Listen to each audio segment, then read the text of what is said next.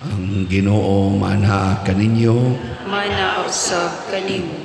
Pagbasa gikan sa Santos nga Ebanghelyo sumala ni Lucas. Himayaon ikaw, O Ginoo. Human niini nagpili ang Ginoo og laing kapitoag pito katawo. Gipadala niya sila sa tinagurha aron mag-una kaniya ngadto sa tagsa-tagsa kalungsod og dapit nga hapit na niya adtuan. Miingon siya kanila, ang anihon daghan apan jutay ra ang mga ngani. Busa pagampo kamo sa tag-iya sa anihon aron magpadala siya dugang pang mamumuo nga muani niini. Lakaw kamo, ako nagpadala kaninyo nga sama sa mga nating karnero taliwala sa mga lobo. Ayaw pagdala og puntil o bag o sandalyas, o ayaw kamo paghunong aron paghimamat kang bisan kinsa diha sa dalan. Bisan diing balaya kamo moabot, unahan ninyo pag-ingon ang panagdait maanian ining balaya. Kung dito may nagpuyo nga mahigugmaon sa pakigdait, ibilin kaniya ang inyong panghinaot sa pakigdait. Kung wala ang inyong panghinaot sa pakigdait, mubalik ra kaninyo. Pabilin kamo niadtong balaya, kaon ug inom sa ilang idalit kaninyo, kay ang mamumuo angay gayud nga suhulan. Ayaw pagbalhin-balhin gikan sa usa ka balay ngadto sa lain. Kung muadto kamo sa usa ka lungsod ug dawaton kamo nila, kaon sa idalit kaninyo. Ayuha ang mga masakiton niadtong lungsura ug ingna ang mga tao didto nga hapit na moabot kanila ang paghari sa Dios. Ang Ebanghelyo sa Ginoo. Dayon ikaw, O Kristo.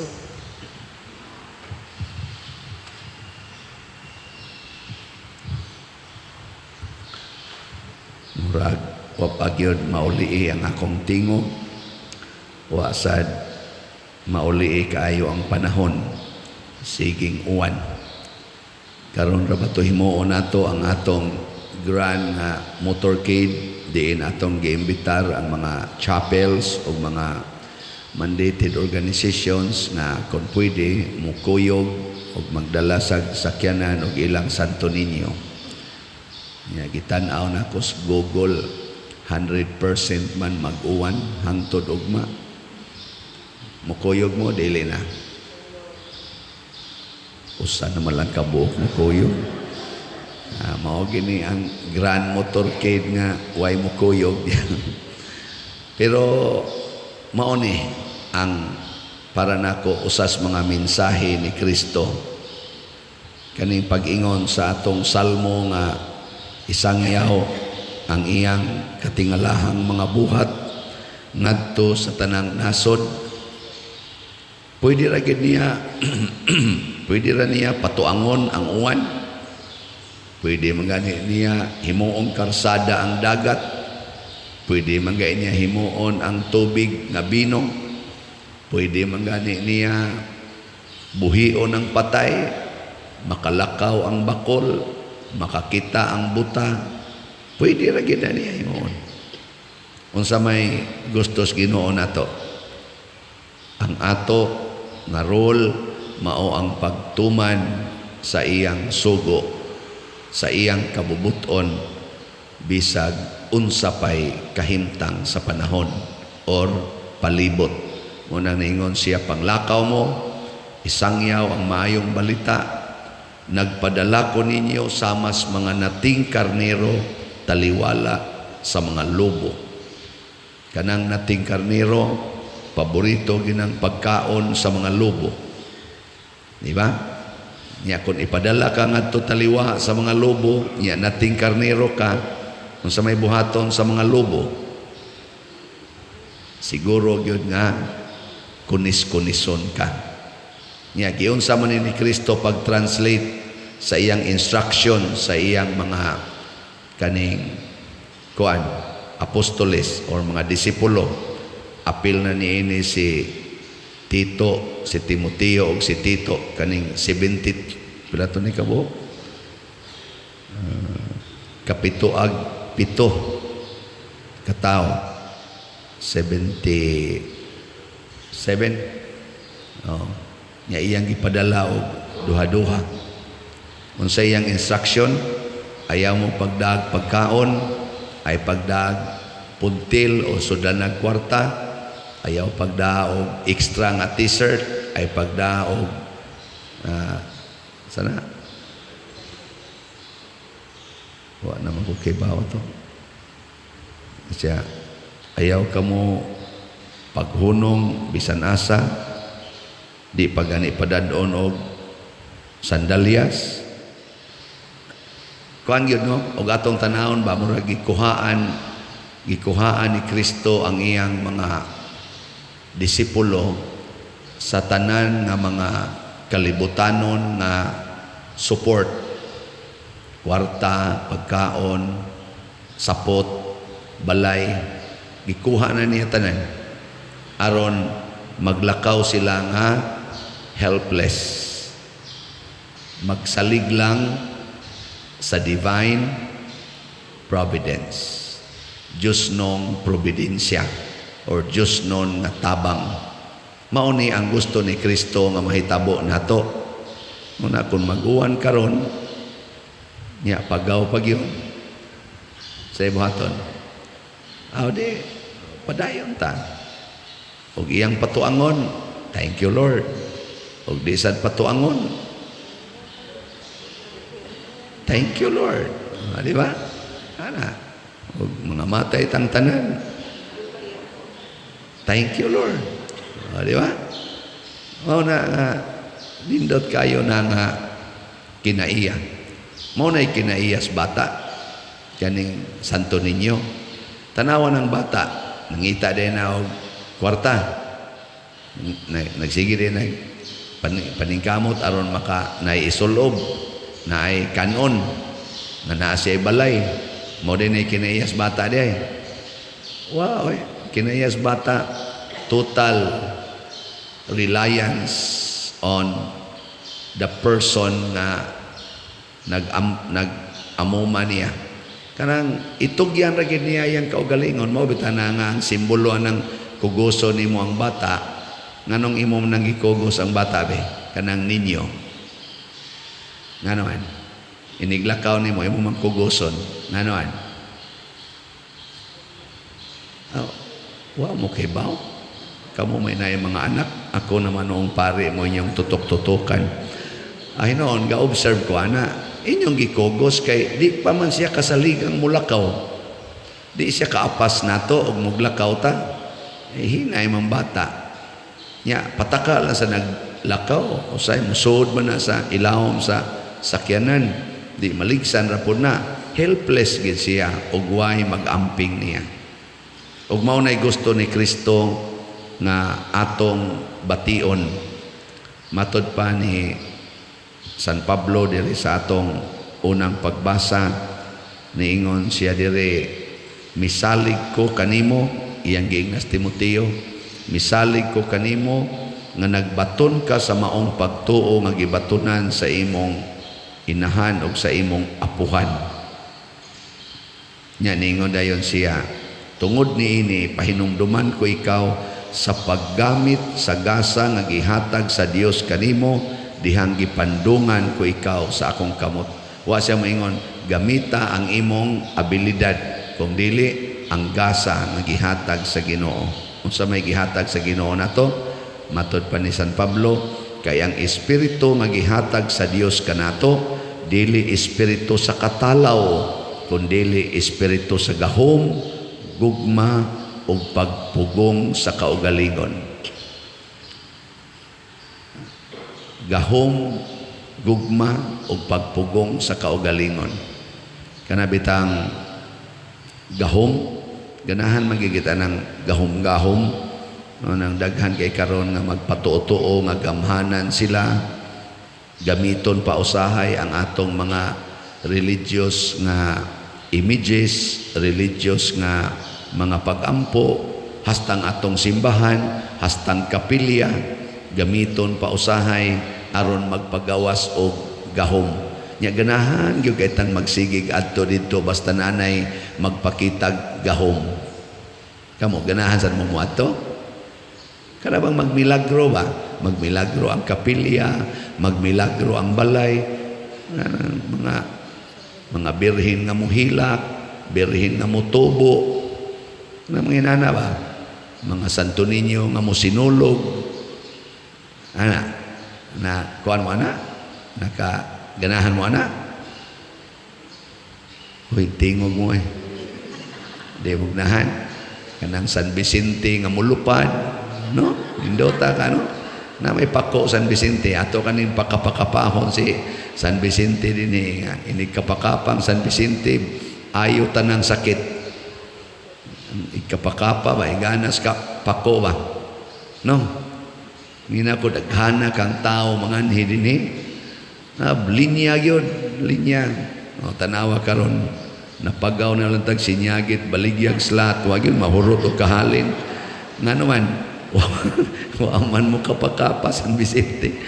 Ako kanin pakapakapaw na ako yan humungan si San Vicente o niya. San Vicente, kapakapa niya o niya, kay para daghaning tao din eh, dali ning mahurot ang slat. Kada ninyo palitog slat, mulihok ang pako ni San Vicente. Kung ang gimana ditso dayon, madawat ninyo ang inyong ikinahanglan, pasti lang daghana kang mo anhi. Pero ang nakaapan para nako kuyaw kay nistanan kana bitang og hain to dunay ga milagro adto dayon ka hain tong dunay kuan mga katingalahan adto dayon ta. Sa akong tanaw ha, lipat-lipat ni siyawa nga naman iya kang gitudluan nga musalig atong gahom kunuhay nga nanggawas dito sa lain. Unya ang imong gahom nagamit pa nimo. Wa na, di ba? Wa na kakagamit nya ingon San Pablo, gamita ginang gahom nga gihatag sa pagpandong sa kamot, sa pagbunyag nato. Mao man ang pagpandong sa kamot sa pare nigbunyag. Gamita na gahoma. Ayo pagsalig atong gahom sa uban, magginamita itas atong gahom. Nya unsa mang gahoma? Gahom sa paghigugma, gahom sa pagpugong sa kaugalingon. Kana bang di ka kayaw-yaw dayon, di ka kapamalikas. Kana bang makamaoktang mo pugong sa kaugalingon? Mao bitaw ning napagaw kay wa ni kapugong sa kaugalingon. Patuyang. Bugnaw ko kayong beer nga magdi ka mo inom. Bugnaw kayong beer. Napagaw. Anang kamao sa tang pugong, maubitan ng daghan kay ron dihanggap premarital sex, daghan kay gasigig kugos anang bata pabunyag way mga kasal, wa kapugong sa kaugalingon, wa man gamita ang gahom. Paghigugma, pagpugong sa kaugalingon, kaputli, kanang pagpailob, kanang pagantos. Na ingon San Pablo ay sayang giingon dire, busa ayaw kaulaw.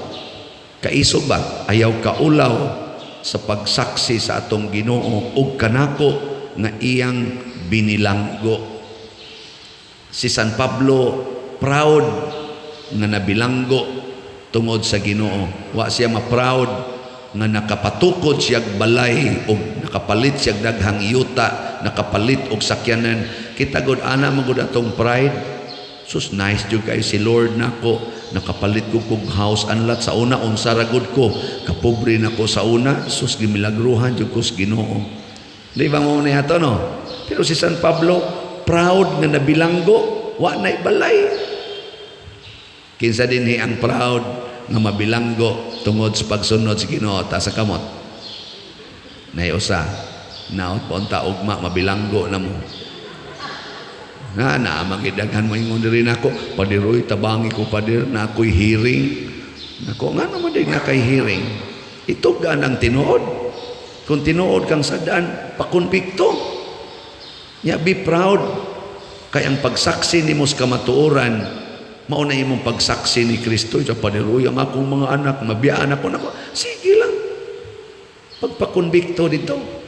Basta tinuod na nimong gihimo. Mangayo pag abogado, mangayo pa na akong bayad para unsay tawagan na kanang bang piyansa. Oh, nakupila man sa piyansa, pangayuan mamig 80,000 pa din ako sus. Ang kolekta nako ganiha wa gani kaabot og 5,000. Nya pangayuon nimo 80,000, patay tana, papriso lang. Kay si San Pablo piniriso, San Lorenzo piniriso, Maximilian Kolbe dito gyud namatay sa prisuhan. Porting daghan ang gipang priso, San Pedro gipriso, hasta si Jesus gipriso kadiyot, nya human gipatay dayon. Di ba? Konbiktom sa to si Jesus. Nakonbikto siya na naluwas panuos Barabas tungod ni Jesus. Di ba? Oh. Ya, sugot mo ana dili. Hari lang tas minus-minus og jutay. Palit na lang mog slot. Di na mo mapriso. Mao na gamito nato ang kaisog nga Dios nun. Di ta maulaw nga mosaksi. So, salamat sa mga tao na padayong nahigugma nato dinhi nagsaksi sa ilang debosyon o pagtuos Ginoo. As of yesterday, ang atong halin sa slat niabot na ang dopes of 18,068 ka slots. Pakpa tungtong na tas 18,000 ka slots. 36,932 na lang ka slots ang nahibilin. Tag 1,000 ni per slot. Nya sa ato sang SNGP special slot para ni Santo Niño nga kapistahan ugma, pero hangtod patingali ni sa 29 ang atong pagbaligya tapusang Domingo aning Enero. Nahalina na ta og 10,098 slots as of yesterday. Pakpakan niya po na to. Indot no, niya 15,000 man itong gibaligya, napay 4,902 ka slots na tag 100. Pwede naman ni pakyawan, o ngayon mo pakyawan, dali na kayo ni mo. Gamay naman lang ni kayo. Pero, it takes courage. Nabi tayo magsigig palit karon. Nako, bago pa makang nipalit, 3 days ago pa man. Katubang pagbaligyan ni ba siya, nan naman sa kay bagong slot pader, palit na sad ko. Nako, mapurdoy gyud ka ani. Siya, ang saon pagkapurdoy pader nga, iuli mas Ginoo sa daghan pas akong gipalit. Mga ginailang kasagarang termino kana sa nituod sa matuod nga mituo, pero kadtong gasunod-sunod lang wa gyud conviction ang gipangita kwarta ra gyapon, maglisod og sinati, panagsa ra gyud kayo makasinati. Kadtong tinuod gyud nga mituo kana bang pag-ingong Kristo lakaw ayaw pagdabisan unsa, mulakaw ra gyud kana mo'y makasinati sa tinuod nga gahom. Kay nga naman gusto sa Ginoo nga siya mo'y mubuhat sa katingalahang mga butang, dili kita mao'y pasanginlan. Gusto sa Ginoo nga siya mo pakita sa iyang talagsaong gahom ug pag-atiman nato, dili nga kita mo'y pasanginlan, nga kita mo'y mo claim sa honor. Kay we are simply nothing without God. Siya mo'y tag-iya sa parasan. Kita mga sulugoon lang, mga laborers. Sige, lingian na imong tupad. Niyaing na siya. So good karon, di na ta magsaligan ng kwarta. Ina. Na ba? ato na lang na ipalit og slot. Sige, manindog na ta katong wa magsalig sa kwarta.